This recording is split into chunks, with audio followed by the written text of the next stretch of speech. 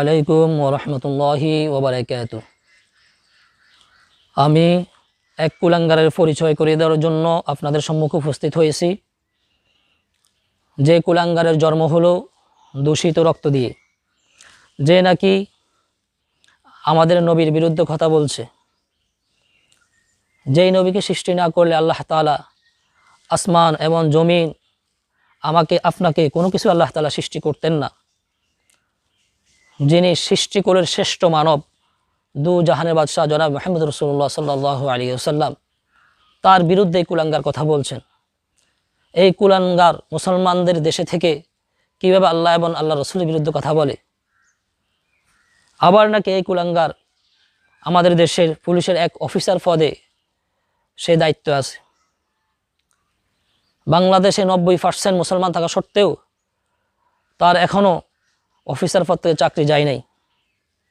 আবার এই কুলাঙ্গার সেই নাকি দাবি করে সেই নাকি মুসলমান। সে যদি মুসলমান হয় তাহলে নিজের ধর্মের নবীর বিরুদ্ধে কিভাবে কথা বলে?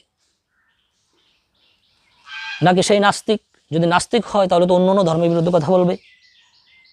আর নাকি অন্য কোনো উদ্দেশ্য তার, যে কেউ ঘুষ খেয়ে প্রমোশন পায়, কেউ সুদ খেয়েও প্রমোশন পায়, সে আল্লাহ রসুলের বিরুদ্ধে কথা বলে প্রমোশন পাইতে চায়।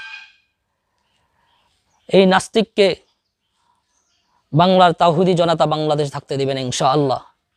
আর যে ব্যক্তি নবীর বিরুদ্ধে কথা বলবে তাকে হত্যা করতে হবে।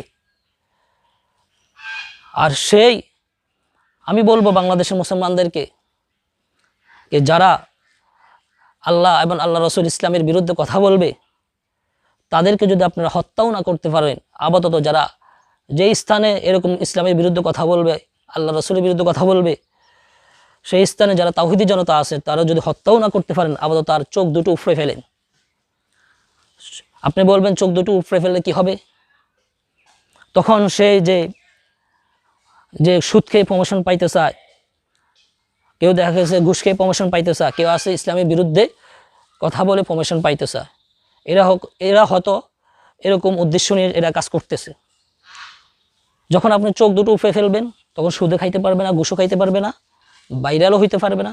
তখন কি করবে? ভিক্ষা করবে। যে ইসলামের বিরুদ্ধে কথা বলছে তখন ও ইসলামী লেবাস লাগিয়ে সেই ভিক্ষা করতে হবে। আর ভিক্ষা করতে করে বলবে আমাকে ভিক্ষা দেন, আমি আর ইসলামের বিরুদ্ধে কথা বলবো না। এই কয়েকদিন আগে আমরা দেখছি একটা মসজিদের ইমাম সাহেব সুদ এবং ঘুষের বিরুদ্ধে কথা বলার কারণে তার চাকরি শেষ হয়ে গেছে, তার চাকরিতে তাকে বিদায় দিয়েছে। আবার ওই সমাজে চার পরিবার তার পক্ষে কথা বলার কারণে তাদেরকে সমাজ থেকে ইচ্ছুত করা হয়েছে। কিন্তু আশেপাশে কি মুসলমান নাই? তাদের উচিত ছিল ওই লোকের চোখ দুটো উপড়ে ফেলা। তাহলে কি হতো? ওই লোক মসজিদের দায়িত্ব না থেকে ভিক্ষা করতে হইতো, তাহলে আর ইসলামের বিরুদ্ধে কথা বলতো না। অন্তত আমি বাংলাদেশের তাওহীদি মুসলমানদেরকে বলবো, আপনারা তাদেরকে হত্যা না করতে পারলেও যারা এরকম ইসলামের বিরুদ্ধে, কোরআনের বিরুদ্ধে, আল্লাহ এবং আল্লাহ রসুলের বিরুদ্ধে কথা বলবে তাদের অন্তত আপাতত চোখ দুটো উপড়ে ফেলেন। ইনশাআল্লাহ কখনো বাংলার জমিনে দেখবেন আর কেউ ইসলামের বিরুদ্ধে কথা বলবে না, ইনশাআল্লাহ বলবে না। অন্তত এই কাজটা করেন। আল্লাহ তাআলা আমাদের সবাইকে বোঝার তৌফিক দান করুক। আমিন। আসসালামু আলাইকুম ওয়া রাহমাতুল্লাহি ওয়া বারাকাতুহু।